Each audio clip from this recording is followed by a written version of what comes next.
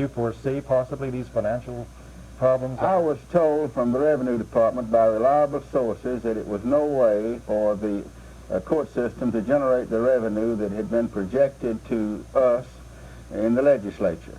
I questioned this, and I questioned it repeatedly, and we were assured by those in court management and others that it would generate this revenue. And of course, I was not put against the concept of the judicial article. It probably is going to serve well.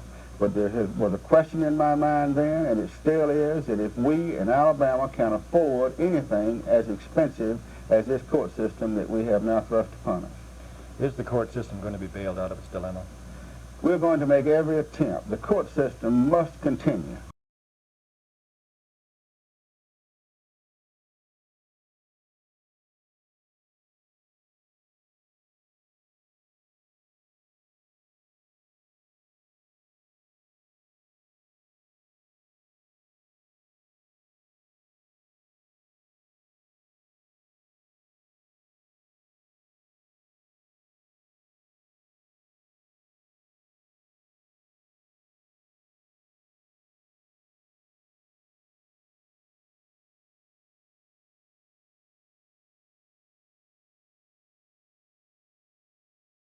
Governor George Wallace wants the special session to begin at 2:30 tomorrow afternoon and end the same day. He says the session should consider only one issue, the consolidation of two elections now scheduled on different dates. The action is expected to save the state some $1.5 million. That's the estimated cost of a statewide referendum election. And that compares to a cost of $10,500 for a one-day legislative meeting. In this year's regular session, the legislature set constitutional amendment elections for August the 16th and September the 13th. The governor has proposed combining the two on the September date. Wallace says his staff has contacted a majority of the legislators, and all have agreed to limiting the session to one day. But although the governor has urged the lawmakers to attend to the business at hand in a single day, once the session begins, the lawmakers have the prerogative to change their minds. They could decide to stay for a full 12-day special session and pass bills on any subject they chose. However, the leaders of both houses say there are no indications such will happen. Lieutenant Governor Jerry Beasley says the adoption of the resolution by the legislature shouldn't take more than 30 or 40 minutes. And he says the extraordinary session of the legislature should be a lesson to the lawmakers to check legislation before it's adopted. George Mitchell, WSFA TV News, the state capitol.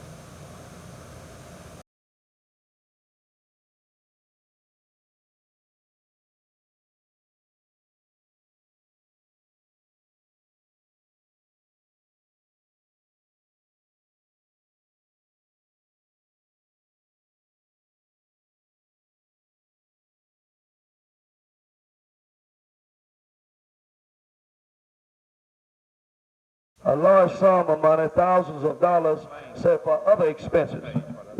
What is the other expense?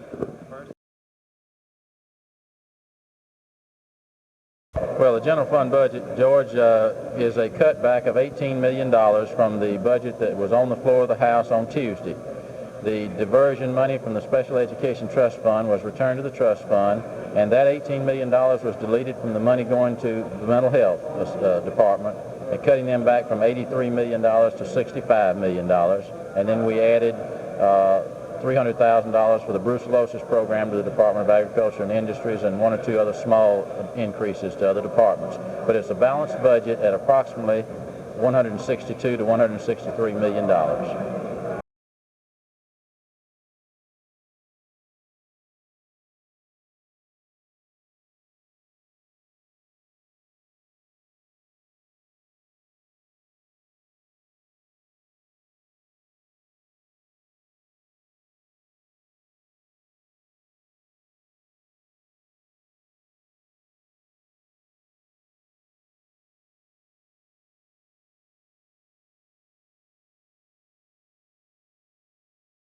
Lieutenant Governor Jerry Beasley told the House that it would be surprised how quickly the Senate would return the budgets once they appeared on the Senate calendar. The Senate met for 1 hour today, passing one bill dealing with the budgeting and performance of state agencies. George Mitchell, WSFA TV News, the state capitol. The contents of the general fund budget remain a secret, questions have been raised here whether or not this session of the legislature will produce a budget. That question may be answered tomorrow if what Senator Richard Shelby of Tuscaloosa told his colleagues today comes to pass. That's the agreement that we have with the House conferees. Senator Owen and I have agreed with the 3 members of the House Conference Committee to present the budget that we've agreed on to both houses tomorrow, and we have no more disagreements, and we think there's been a lot of give and take, and hopefully we could get a budget tomorrow.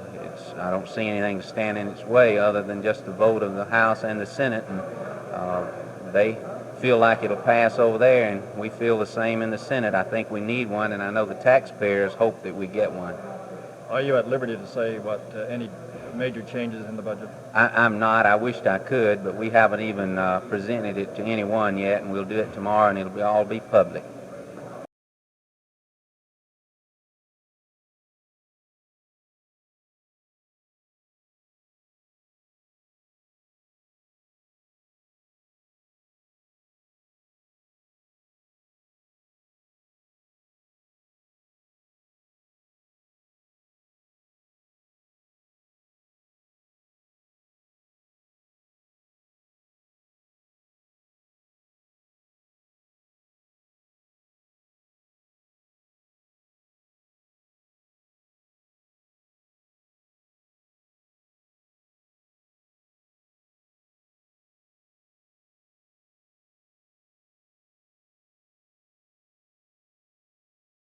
Well, first of all, it really should have nothing to do with the passage of the general fund budget, because all of the items in the general fund budget, as I understand it, were agreed to last Thursday by the conference committee members, and all that required was to put them on paper, so to speak, and to type out the changed bill. So I don't really think that injecting the meeting day argument into the general fund did it any good. But on the other hand, I don't think it'll actually hurt the passage of it. It really should have nothing to do with it. The general fund budget ought to stand on its own. There's a need for more harmony between them. Some legislators do not believe that annual sessions will eliminate special sessions. There is already talk of one this year after the current one ends in mid-August. Some say this session produces an education and general fund budget. It will be an accomplishment.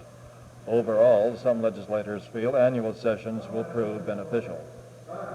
When the question on the constitutional amendment that would set this up, I supported the constitutional amendment, but at the time it was placed on the ballot, I voted against it. I have not changed my mind since then. I cannot see that annual sessions is really accomplishing a whole lot for the state of Alabama. And I think it has compounded some of the problems we had before. I can't see that we're going to accomplish very much this summer, even though we've got 30 legislative days to do it. I can't see that we're going to really accomplish a lot for the people of Alabama by having the annual session.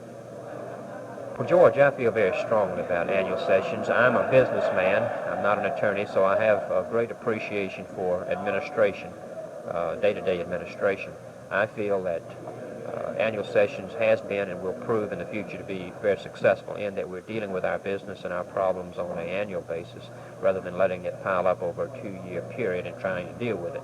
And I offer as no better indication of that situation that here we are on the 10th legislative day, and they have already passed the budgets and the budget bills in the House, and we are considering them in the Senate.